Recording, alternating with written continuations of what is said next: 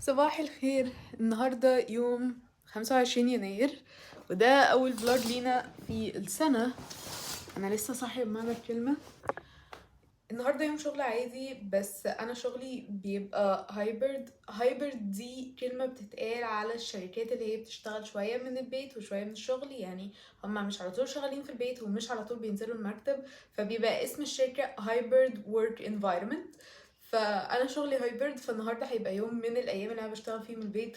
اول حاجه عايزه اعملها في يومي بقى ان انا اعمل سكين كير روتين بتاعي، لان السكين كير روتين اللي انا شغاله عليه دلوقتي بجد يا جماعه فرق معايا قوي. انا مش عارفه انتوا هتشوفوا ولا لا، بس وشي بقى انقى جدا. انا مش حاطه نقطه ميك اب، فوشي بقى انقى جدا. هو بجد فظيع، فلازم اوريهولكوا. انا لازم اوريكوا السكين كير روتين بتاعي حاليا، لان انا بجد عمري ما استخدمت سكين كير روتين وفعلا فرق معايا، او حسيت بفرق فعلا في البرودكتس اللي انا بستخدمها لدرجه اقول ان دي احسن برودكتس في حياتي اكتر من السكين كير ده. اول حاجه بستخدمها هو الكلانسر ده من لاروش بوسي، اسمه ليبيكار سندت اي بي تقريبا. بس ده حلو جدا. اولا هو كلانسر بيرطب لي بشرتي قوي، يعني فعلا دايما لما اسيبه بحس ان بشرتي مترطبه جدا. مش بيطلع لي حبوب خالص ولا حبايه بتطلع منه، مش بيسبب اي نوع من حساسيه خالص.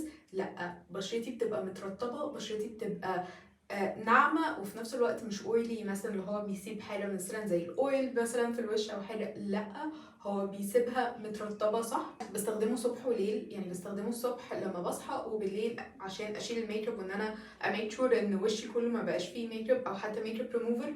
ففعلا حلو جدا. I highly recommend ان انتوا تجربوه. الخطوة التانية بقى في السكين كير بتاعي هي الخطوة السحرية. هو بجد برودكتس انا مش قادرة اصدق ان انا ما كنتش عارفاه لحد دلوقتي. اسمه Access Y Dark Spots Correcting Glow Serum. ده يا جماعة هو اللي عمل فرق 180 درجة في بشرتي. من سنتين I think آخر مرة كنت في أمريكا كانت في 2021. ففي 2021 كان بيطلع لي حبوب كتير، مش عارفة بقى توتر، مش عارفة ايه بالظبط، بس كان بيطلع لي حبوب كتير. الحبوب راحت الحمد لله، بس أثرها كانت موجودة في وشي. شوية أنا من النوع المدرسة اللي هي بتآمن إن كل حاجة هتتعدل مع نفسيها، فأقول بشرتي هتبقى أحسن، بشرتي هتتغير، الجلد هيتغير. ما بيتغيرش. هي خلاص بشرتي فضلت كده بقالها سنتين. احنا دلوقتي كنت في اخر 2022 لما قررت ان انا استخدمه، مفيش فايده. اثار الحبوب كانت مليانه في وشي، فقررت ان انا استعمل حاجه عشان تداري اثار الحبوب. اول حاجه جت في دماغي ذا اورديناري، عشان انا عارفه ان ذا اورديناري بالنسبه لناس كتير هو من احسن البرودكتس اللي انت ممكن تستخدميه على بشرتك. فانا قلت ان انا اجيبه واستخدمه. فالبيج اللي انا كنت بكلمها عشان بشتري منها الحاجات اللي هي بتجيب الحاجات من بره، يعني بيج على الانستجرام، هسيب لكم اللينك بتاعها برضو. قلت لها انا عايزه البرودكت ده من ذا اورديناري. قالت لي طب انا عندي برودكت احسن منه. هو عندي، بس انا عندي برودكت احسن منه، هو ده. ادتني ده بقى. ده فظيع. المكونات الاساسيه بتاعته مفروض النياسيناميد. النياسيناميد دي مفروض ان هي بتشتغل على ان هي بتقلل الحبوب وبتقلل الهايبر بيجمنتيشن او بتقلل من اثار الحبوب. تاني حاجه فيه، هو في حاجه اسمها سي باثورن وبابايا. دول الاتنين بيشتغلوا على ان هم يدوا لمعه للبشره، وبرده في جليسرين فده بيرطب البشره.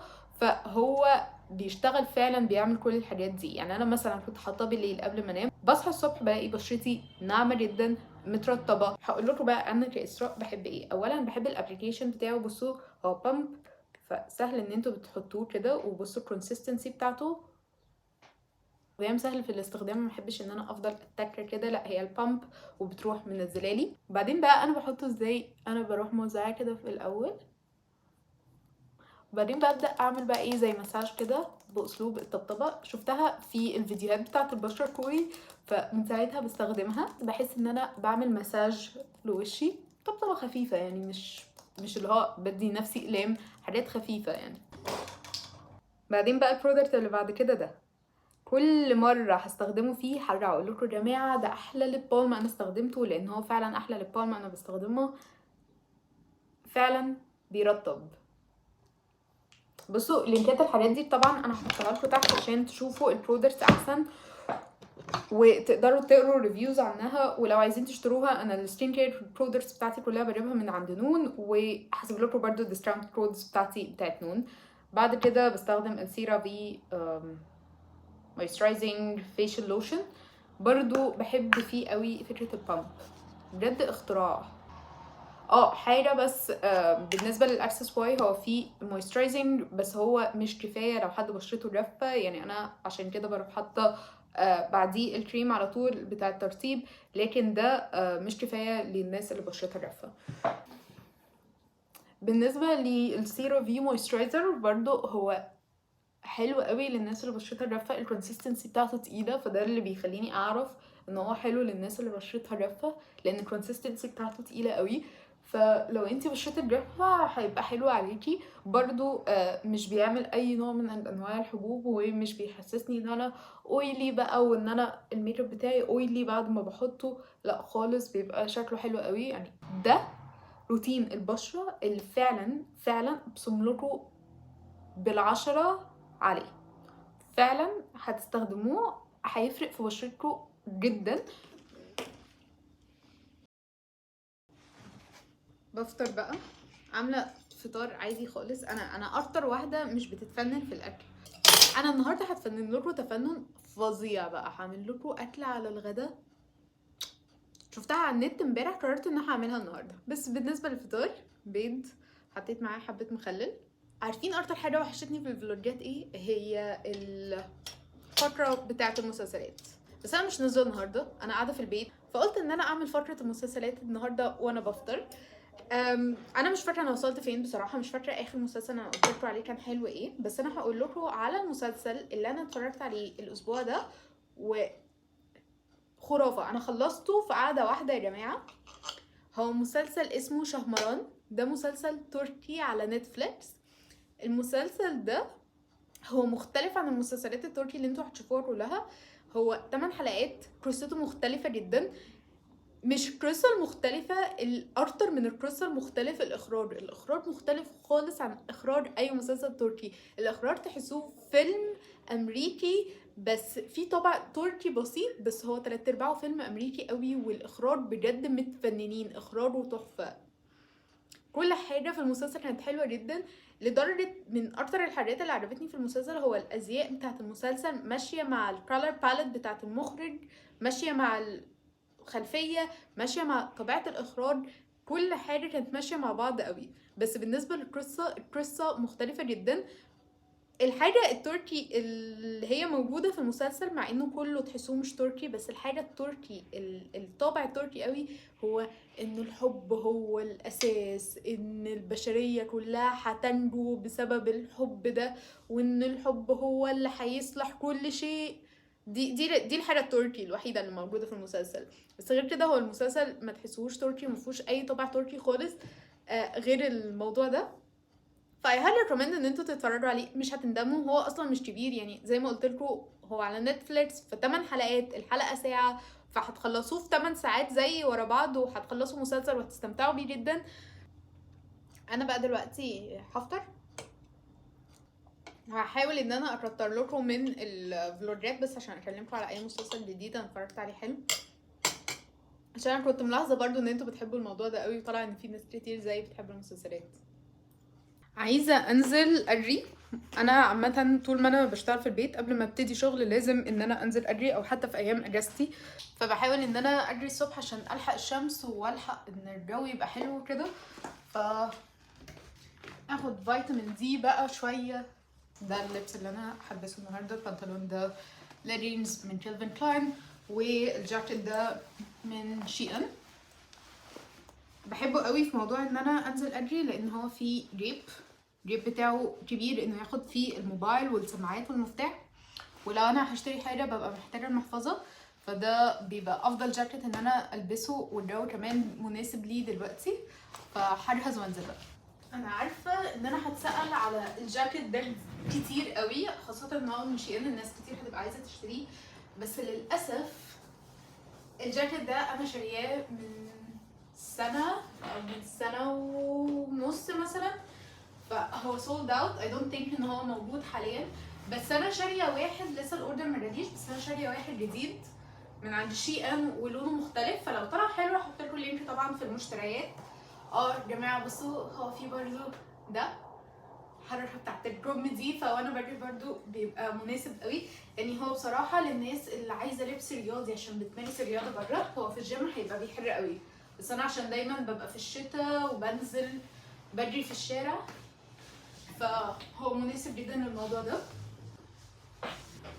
انا عايزه اسالكم سؤال، هل انتوا من مدرسه الناس اللي تحط ميك اب قبل ما تروح الجيم او قبل ما تجري وكده، ولا مش بتروحوا او مش بتحطوا ميك اب قبل ما تعملوا رياضه؟ عشان انا لقيت ان الناس كلها، يعني انا طول عمري مأمنه ان انا لما اروح الجيم او اروح اي حته انا مش هحط ميك اب، لان مع العرق بقى والمسام تتفتح والميك اب يدخل يعني هبوظ بشرتي. بس اللي لقيته ان الناس كلها بتحط ميك اب قبل ما بتنزل. تحطوا ميك اب ولا لا؟ يعني انا ممكن اللي هعمله دلوقتي ان انا هرسم حواجبي وارجع احط ليب بالم تاني، بس ما اظنش ان انا هحط ميك اب. بس زي ما قلت لكم بجد لقيت الناس كلها بتحط ميك اب، حسيت اللي هو انا الوحيده اللي بنزل بهتانه ولا ايه بالظبط. ده السان سكرين بتاع لاروش بوزي،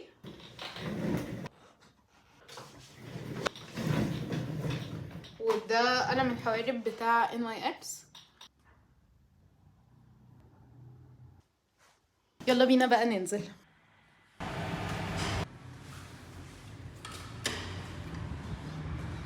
يا جماعه الجو النهارده بجد حلو قوي، او النهارده والايام دي كلها. بصوا الشمس طالعه والسما صافيه، ده غير بقى ان الجو حلو قوي. ده الجو اللي انا بيبقى قصدي عليه لما اقول ان انا بحب الشتاء، هو ده الجو بالظبط.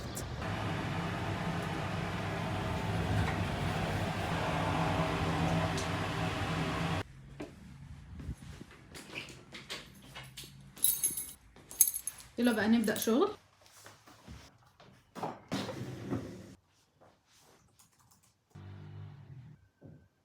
اوكي، مش معنى ان انا بشتغل في البيت معناها ان انا مش بجهز. انا شغلتي للناس اللي متعرفش انا شغاله HR Talent Acquisition Specialist، دول اخصائيين تعيين. فانا بعمل انترفيوز، فانا المفروض حتى وانا قاعده في البيت بشتغل في البيت لازم ابقى جاهزه، لان انا بيبقى عندي انترفيوز فيرتشوال انترفيوز، فالناس بتشوفني فاتليست يشوفوني منظر بروفيشنال.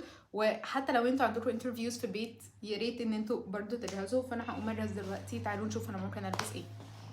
انا هجهز بس ما ننساش ان انا لسه برضو قاعده في البيت، فعايزه حاجه تبقى comfortable.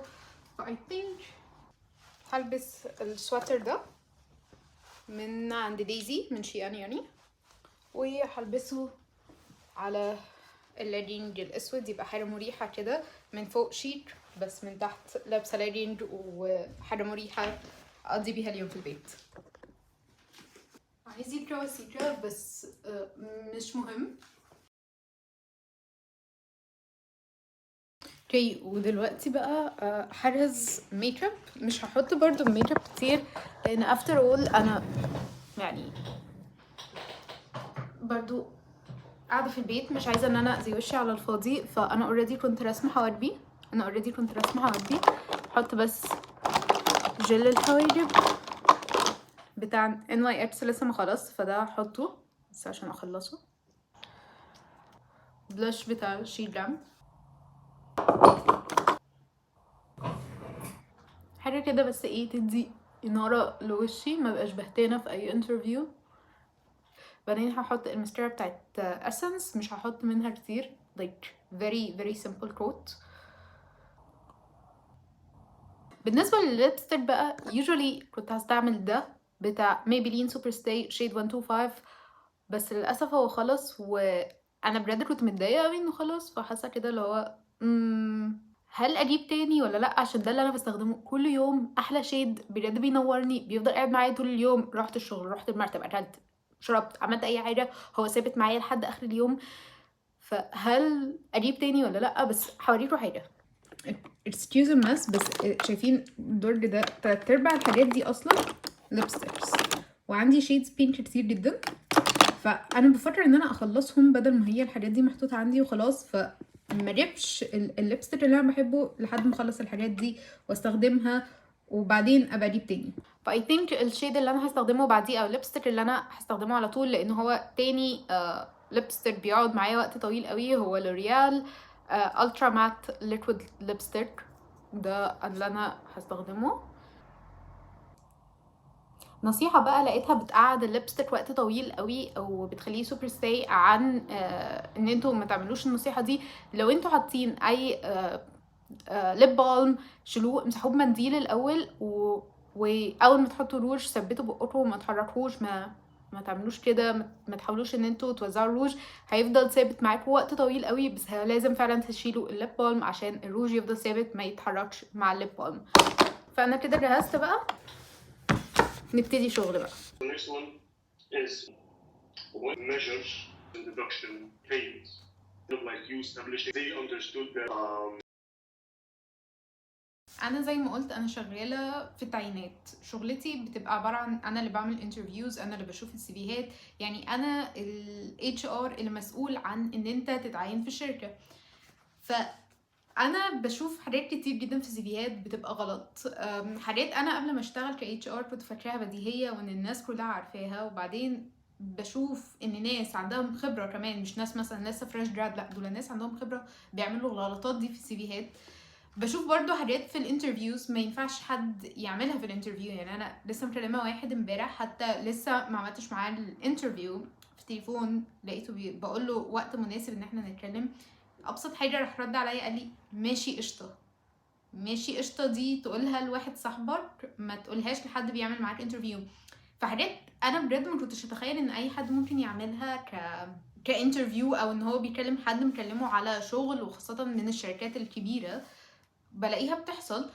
فلفت دماغي كده ان انا ببقى دايما عايزه، انا لو طول بس اقول للناس ازاي يعملوا سي في، ده اللي بيبقى في دماغي لما بشوف سي في مثلا بايظ او حاجه او مش مترتب، او سي في انا رفضت الشغل عشان انا مش فاهمه انت كاتب ايه في السي في ومش فاهمه انت بتعمل ايه، فانا رفضتك، ما اديتكش حتى فرصه الانترفيو. فانا كل اللي بيبقى في دماغي انا لو اعرف اوصل للناس بس ازاي يكتبوا سي فيهات دي هتفرق.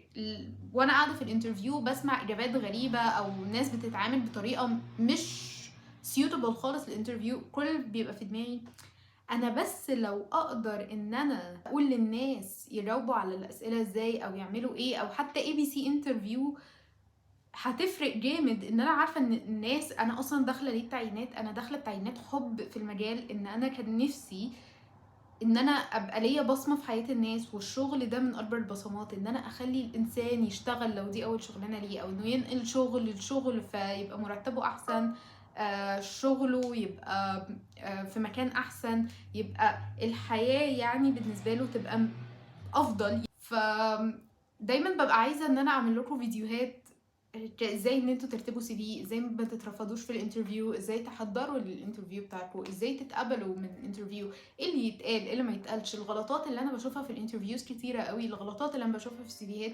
قولوا لي لو انتوا هتبقوا حابين الموضوع ده زي ما انا حابه ان انا اديهولكم، قولوا لي لو انتوا حابين الموضوع ده ان انا اعمل مثلا فيديوهات، وبرده تبقوا اكتبوا لي عايزينها تبقى فيديوهات شورتس مثلا صغيره، ولا عايزينها تبقى مثلا فيديو طويل من 5 to 10 minutes بتكلم فيه عن حاجات ازاي تكتبوا سي في، ازاي تنجحوا في الانترفيوز، ازاي تجاوبوا على الاسئله الصعبه بتاعه الانترفيوز، ازاي لو اتسالتوا سؤال انتوا مش عارفين اجابته تطلعوا منه، او ازاي ان انتوا توصلوا ان انتوا مش عارفين الاجابه دي بس انتوا ممكن تعرفوها في المستقبل. ف let me know ان دي حاجه انا بالنسبه لي هتفرق معايا، وحاجه انا حابه ان انا اديها لكم.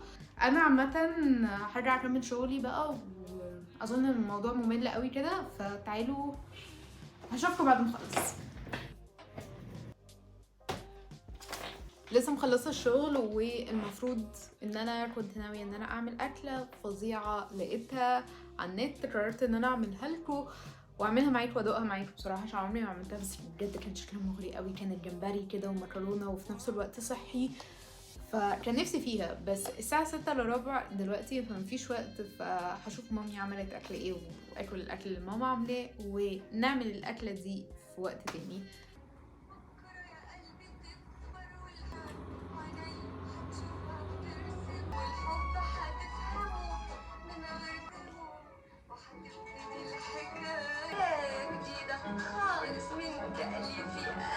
جماعة عايزة اقول لكم ان فيلم صغيرة على الحب ده يعني تقريبا فيلمي المفضل في العالم، بحبه جدا جدا. هي انا اصلا بحب سعاد حسني وبحب افلامها كلها، بس الفيلم ده من الافلام اللي كانت بتضحكني قوي وفعلا كنت بحبها.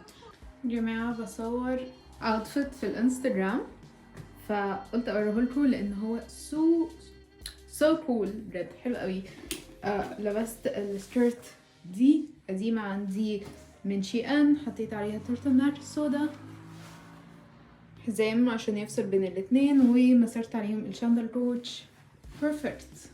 وبرضو كنت عايزه اوريكم الميك اب اللي انا حاطاه النهارده. بصوا الايلاينر مظبوط ازاي، انا عمري ما الايلاينر بيتظبط كده في حياتي، بس النهارده وانا قاعده في البيت ومش نازله ويا دوبك بصور الايلاينر مظبوط. اوكي جايز، انا كده خلصت يومي. كان ورايا شويه شغل فخلصتهم. ف thank you so much ان انتوا اتفرجتوا على الفلوج ده، وتصبحوا على خير.